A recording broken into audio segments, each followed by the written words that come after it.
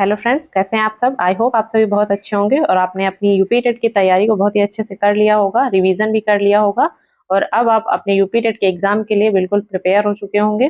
तो अब हम यूपी टेट की तैयारी के बारे में बिल्कुल बात नहीं करेंगे। आज हम बात करेंगे उन पॉइंट्स के बारे में जो उस तैयारी से भी कहीं ज्यादा इंपॉर्टेंट है, जो हमको जरूर ध्यान रखने हैं, क्योंकि अगर हमने इन चीजों का ध्यान नहीं रखा तो हमारी जो भी हमने तैयारी कर रखी है उसका कोई महत्व नहीं होगा। तो चलिए उन सभी इंपॉर्टेंट पॉइंट्स को डिस्कस कर लेते हैं कि अभी एग्जाम से पहले और एग्जाम तक हमको और कौन सी बातों का ध्यान रखना है। तो यहाँ पर आप लोगों को नोटिस भी मिल गया होगा, आपने देख लिया होगा यूपी टेट में जो नोटिस आ चुका है अभी, उसमें आपको किन किन बातों का ध्यान रखना है।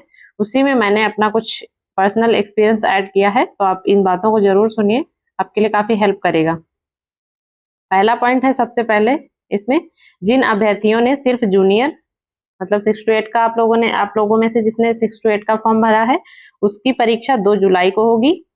और जिन अभ्यर्थियों ने प्राइमरी और जूनियर मतलब 1 to 5 और 6 to 8 दोनों का फॉर्म भरा है तो उसकी परीक्षा होगी 3 जुलाई को।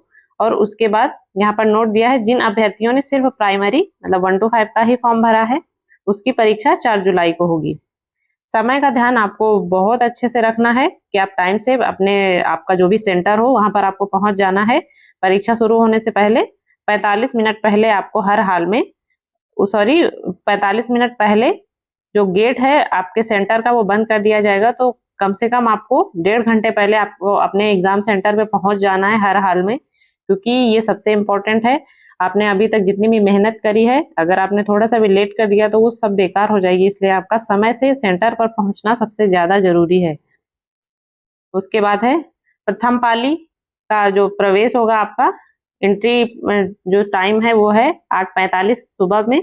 उसके बाद 8:45 तक ही है। उसके बाद द्वितीय पाली में जो परीक्षा होगी उसका टाइमिंग है आपका 1:45 तक, तो आप समय का जरूर ध्यान रखिएगा। उसके बाद परीक्षा केंद्र पर निम्न दस्तावेज आप अपने साथ जरूर लेके जाएं, जैसे प्रवेश पत्र, बिल्कुल ये तो आपको लेकर ही जाना है। फिर है मूल फोटो पहचान पत्र मतलब आधार कार्ड, वोटर आईडी या पैन कार्ड, ड्राइविंग लाइसेंस। तो आधार कार्ड तो सबके पास ही है, तो आपको मतलब आधार कार्ड अपना लेकर जाना है। और मूल फोटो मतलब आपका जो ओरिजिनल होगा आधार कार्ड वही लेकर जाना है, उसकी फोटो कॉपी बिल्कुल वो नहीं, अलाउ नहीं है। 3 पासपोर्ट साइज फोटो लगेगी आपकी, पहचान पत्र की 1 फोटो कॉपी। उसके बाद है अब जो आपको एग्जाम हॉल में जो चीजें ध्यान रखनी है वो देख लीजिए। ऑब्जेक्टिव प्रश्न होंगे जिसमें आपका निगेटिव मार्किंग नहीं है, ये एक अच्छी चीज है। और ओएमआर सीट उसको भरते समय आपको बहुत ध्यान रखना है। एक प्रश्न के एक ही मतलब आपका जो 4 ऑप्शन दिए होते हैं उसमें से आपको एक ही गोले पर उसको भरना है। अगर गलती से आपने दूसरे पर भर दिया तो वो आपका क्वेश्चन गलत माना जाएगा, तो इसका आप ध्यान रखिएगा। एक प्रश्न से एक से अधिक उत्तर भरने पर आपका वो जो प्रश्न होगा वो गलत माना जाएगा उत्तर। उसके बाद है परीक्षा केंद्र पर, ये सब तो आपको अलाउ होता ही नहीं है, मोबाइल फोन, स्मार्ट वॉच ये सभी आपको नहीं लेकर जाना है। फिर अभ्यर्थी अपने साथ साधारण क्लिपबोर्ड, हार्डबोर्ड और काले रंग का बॉल पेन ला सकते हैं। उसके बाद ओएमआर सीट पर सभी विवरण ये आपको बहुत ध्यान से भरना है।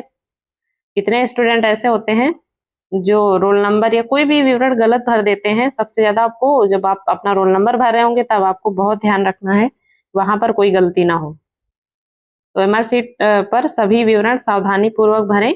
व्हाइटनर, ब्लेड या इरेजर का प्रयोग आपको बिल्कुल नहीं करना है।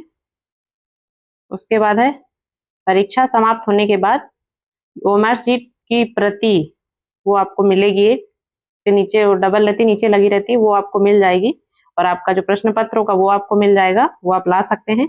उसके बाद बिल्कुल आप सभी ने इतने टाइम से आप सभी मेहनत कर रहे हैं, तो आपको आपके एग्जाम के लिए बहुत बहुत हार्दिक बधाई, ऑल द बेस्ट। आप सभी अपना बेस्ट करके आए, बिल्कुल भी टेंशन नहीं लेना है, अच्छे से जाइए। आपने तैयारी अच्छे से की है तो आप बढ़िया से एग्जाम देके आइए।